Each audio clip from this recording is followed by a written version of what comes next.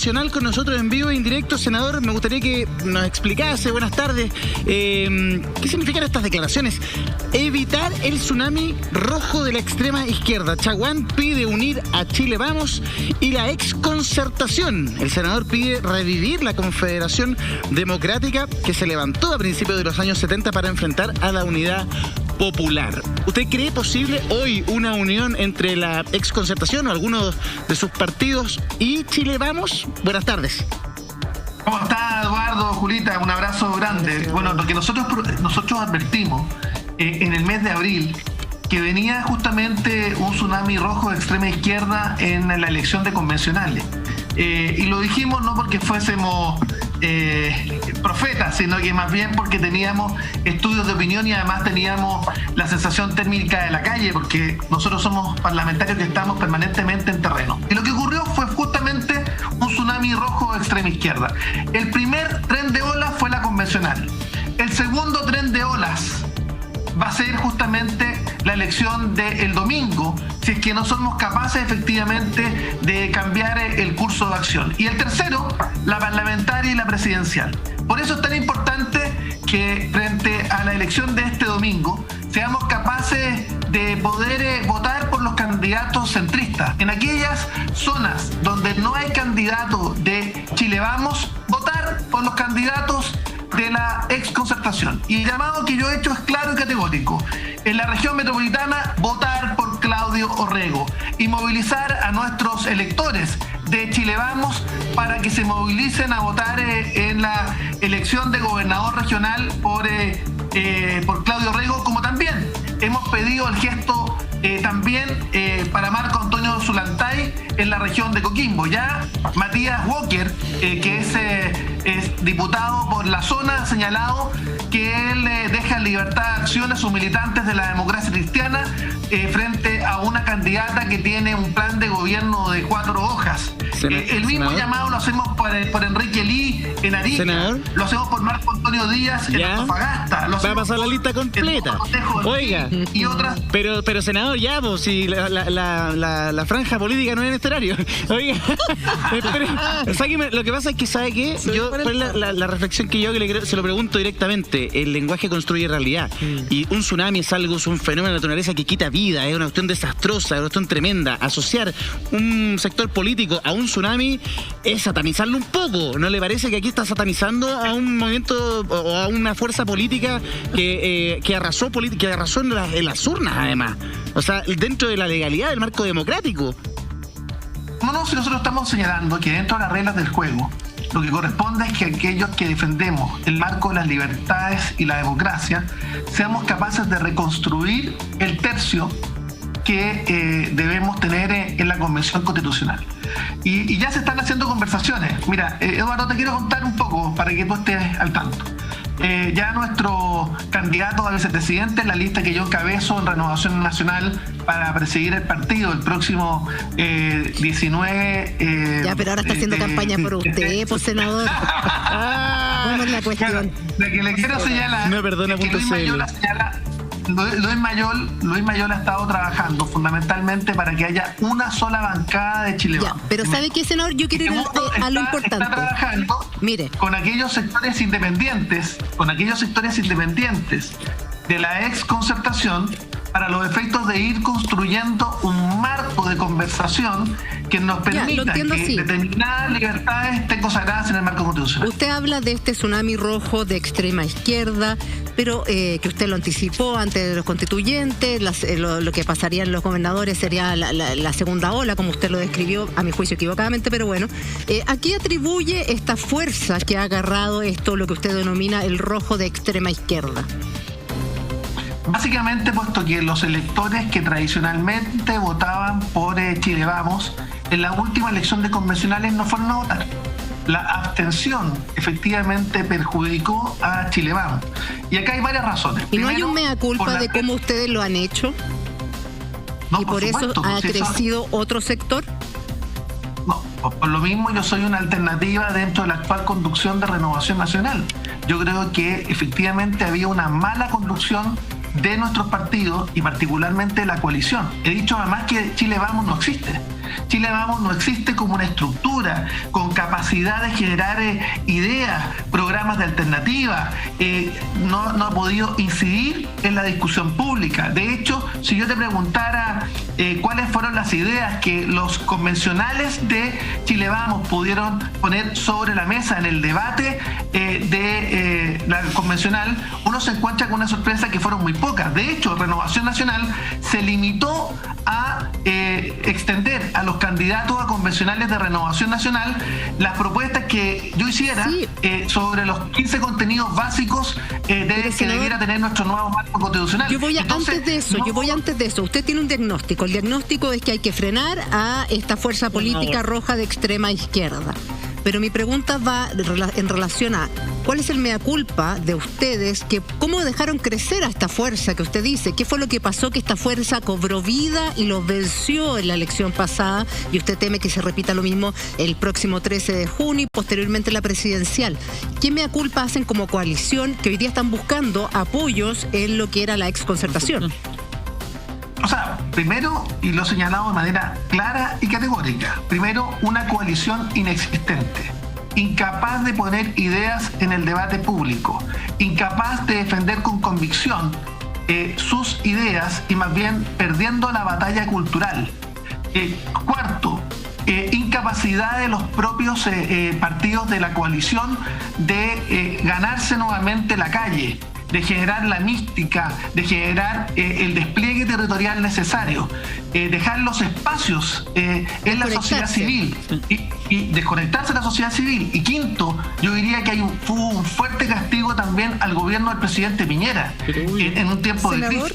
En este contexto, Mirna. Sí, perdone, es que quiero quisiera hacerle la siguiente pregunta a propósito de eso. ¿Hasta qué punto diría usted su sector, su coalición, simplemente no fue capaz de interpretar lo que una inmensa cantidad de personas o de la ciudadanía tenía por necesidad, ¿no es cierto? Y ahí la falta de conexión, como dice Julia, respecto de esas necesidades. En ese sentido, nuevamente, ¿cuál es el mea culpa? Porque da la sensación de que esta izquierda empezó a surgir prácticamente de la nada. Generación espontánea. Claro, el estallido fue, estallido. Y todo eso usted sabe que se va, es una fuerza y una energía que se va acumulando. Lo que está pasando hoy día en Perú es lo mismo. O sea, nadie diga, oye, no, si esto pasó de un día para otro. No, lo que pasa en Perú hoy día, que tiene el país completamente dividido, y el que gane, o el que gane, la tiene súper difícil, porque tiene la mitad del país en otra vereda, que es una polarización tremenda, con dos países distintos, con dos propuestas distintas. Quizás nosotros no estamos en ese escenario, pero en definitiva, para volver a lo nuestro, la convención la pierde primero los partidos tradicionales, la pierde el establishment, la pierden las élites, la pierde la derecha o la centro-derecha, y también lo que otrora se consideró, ¿no es cierto?, la concertación o la centro-izquierda. Pero por alguna razón eso ocurrió. ¿Cuál es su diagnóstico de por qué ocurrió? ¿Simplemente porque en el caso suyo no abrazaron las ideas de derecha, o derechamente, valga la redundancia, porque no fueron capaces de leer a la ciudadanía?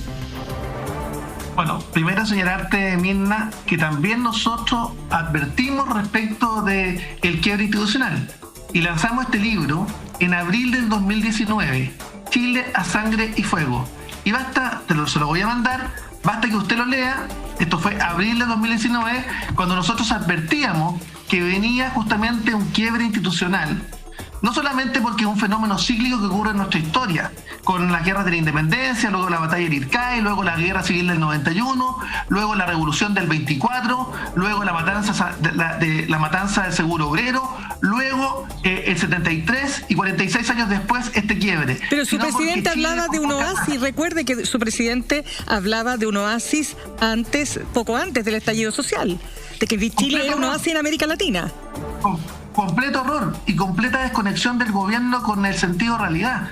Nosotros señalábamos en este libro que venía un quiebre institucional, y ese quiebre institucional venía, y me tocó incluso intervenir y recorrer Chile lanzando este libro. Cuando yo hablaba de que venía un quiebre institucional debido a la polarización política, por la falta de conexión de los partidos tradicionales con justamente la realidad social y con que había que recomponer el pacto social, que era absolutamente necesario, la gente me miraba como si estuviese hablando en otro planeta, y más bien el presidente hablaba de un verdadero oasis que era Chile en el contexto internacional, y decía, ojo que acá viene, si no somos capaces de hacernos cargo de la equidad territorial, ¿qué ha dejado, y acá le queda un ejemplo, qué ha dejado el cobre en Calama? ¿Qué ha dejado la actividad portuaria en Valparaíso, en San Antonio? La actividad forestal en el sur. Entonces lo que vemos efectivamente es que acá no hay equidad territorial. Santiago, Las Condes es la capital minera de Chile, es la capital de los proyectos de energías renovables no convencionales. Claramente acá hay un problema de justicia territorial o equidad territorial, pero también hay un problema que dice relación fundamentalmente con la concentración del poder. Totalmente. Y acá nosotros hacíamos ver en abril del 2019 que venía justamente un quiebre institucional. Pero cuando usted dice nosotros, ¿quiénes? Porque usted y quiénes más. Bueno, pero el que habla por lo menos a través de este libro, yo hablo en plural, Mirna, pero no fue escuchado. Luego, en abril... Es que, senador, es que se escucha mucho en su sector señalar, incluso en Off the Record se escucha decir que la derrota en la Convención Constitucional, dentro de lo que es la centro derecha o la derecha específicamente, responde más bien a que no se atrincheraron en el rechazo, que fueron ambiguos, que no defendieron, ¿no es cierto?, justamente lo que usted señala, las ideas del sector, que, ojo, dicho sea de paso, no eran necesariamente proclives a cambiar la Constitución, sino que a reformarla. Pero yo le pregunto, si se mantuvieran en esa lógica purista, ortodoxa, por ejemplo, ya no tendríamos un IFE universal, porque el sector o la derecha clásica lo que plantea es la ultrafocalización de las políticas sociales, y la focalización de las políticas sociales ha sido, para este gobierno, uno de los factores que le ha golpeado fuertemente en su popularidad, porque no ha llegado a tiempo con las ayudas. Entonces, ¿hasta qué punto el atrincherarse en esas supuestas ideas del sector es la salida, según usted, para poder resolver esta crisis que tiene tanto la centro derecha como otros sectores más hacia la centro izquierda? A ver, primero los resultados son plurifactoriales. Primero, en el primer lugar, efectivamente nosotros perdimos una votación tradicional que se sintió que de alguna manera los partidos del sector habían renunciado finalmente a la batalla cultural y nos habían ganado justamente aquella. Lo segundo es que acá lo que yo he señalado es que hay que volver a tener identidad. Y por eso nosotros en Renovación Nacional estamos llamando a recuperar Renovación Nacional, pero a recuperar el sector. Y eso dice relación partidos con domicilio conocido. Por supuesto, que se anclen a las ideas de la libertad y la democracia, pero también con la empatía social necesaria, con reformismo moderado, que sea capaz justamente de abandonar, y yo soy uno de los principales críticos de mi propio gobierno, desde el primer año de gobierno, señalando que las políticas de ultrafocalización, cuando todavía no había ni siquiera estallido social o quiebre institucional, hablaba que había que efectivamente apurar la marcha del proceso descentralizador, de la nueva ley de rentas municipales y regionales, de que había que efectivamente apurar la marcha respecto de mejorar la distribución del ingreso, y que en definitiva era necesario y urgente ahora, en medio de la crisis sanitaria y económica, abandonar la ultrafocalización de los recursos para ir en auxilio a las personas más necesitadas. Más aún, yo señalaba que había una completa discriminación para enfrentar la crisis sanitaria respecto a aquellas personas que tenían cómo poder someterse a las medidas de carácter sanitario porque tenían los recursos, y de aquellos que no podían, y que en definitiva en esas comunas la movilidad bajaba muy poco a pesar de las cuarentenas. Y le estoy hablando no solamente de las comunas del sector surponiente de Santiago, le estoy hablando de la región Valparaíso, Viña del Mar, que es la región con más campamentos de Chile. Sí, y senador, este ha sido un mensaje de auxilio. Por tanto, yo hoy día valoro que el gobierno finalmente se dio frente a los mínimos comunes que eran necesarios. Y Eduardo, perdona, sí, yo mismo le adelanté que me tocó justamente hacer el nexo entre Fuad Chahín y el gobierno para comenzar a trabajar un acuerdo institucional, se lo dije en vivo cuando estábamos saliendo de la sala del Senado, ¿sí? Y ese acuerdo institucional terminó con mínimos comunes y hoy día terminamos finalmente aprobando 3.200 millones de dólares, justamente que van para la MIPYME, la PYME, y también con un acuerdo de un IFE mucho más robusto, mucho más universal y que va justamente a la vena de las personas que lo están pasando mal y que tienen angustias. No, senador, lo quiero llevar a la conversación original que abre la conversación,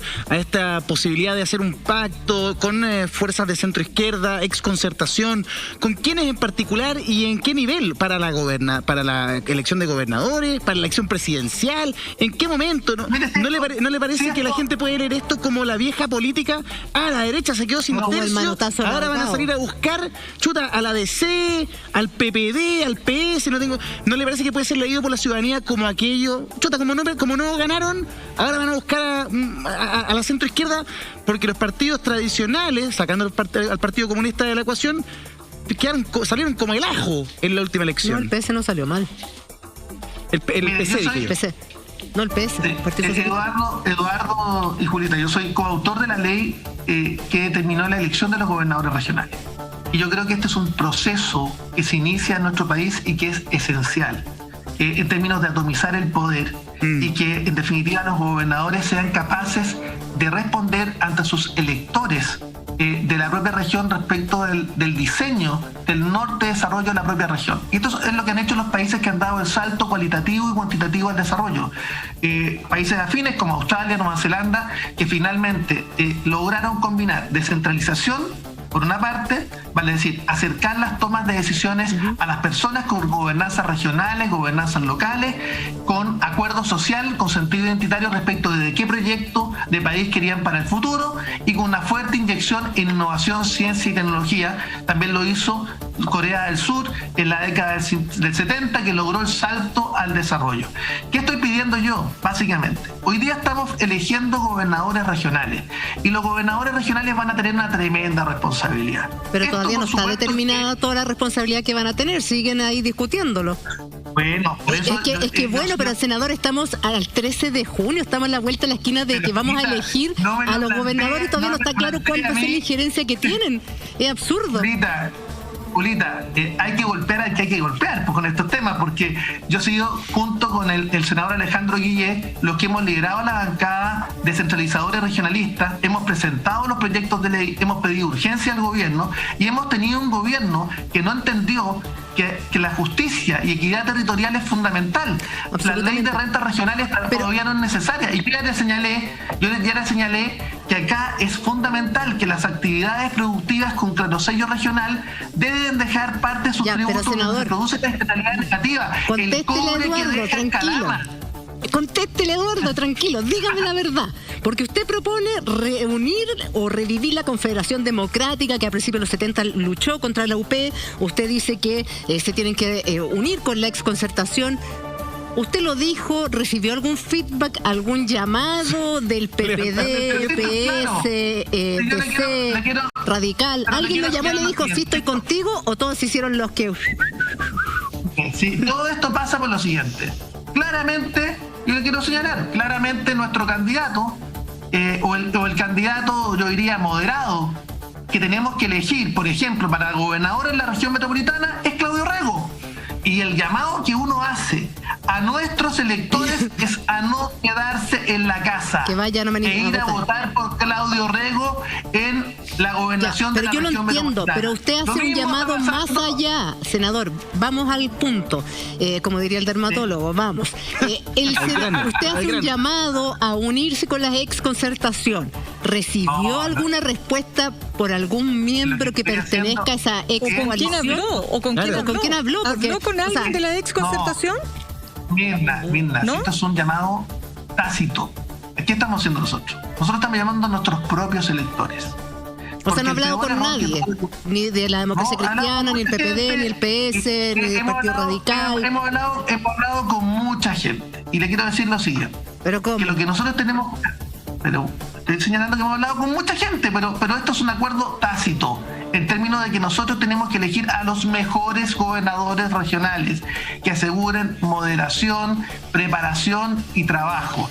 Marco Antonio ¿Qué Zulantay incluye ese acuerdo tácito? Porque eso también sería interesante que lo transparentaran. El acuerdo tácito es movilizar o dar libertad de acción a los militantes de los partidos que hoy día no están en competencia este domingo en una elección que es vital. Pero es que no es solo libertad, senador, porque usted tiene un compañero de bancada, me refiero al senador Santón, que en este mismo programa ofreció trabajar por la campaña de Claudio Rego. Claro. Sí, pero eso fue cuando nosotros teníamos 2 candidatos del sector en primera vuelta. Hoy día en segunda vuelta las cosas cambian. En segunda vuelta nosotros tenemos que elegir al mejor gobernador regional.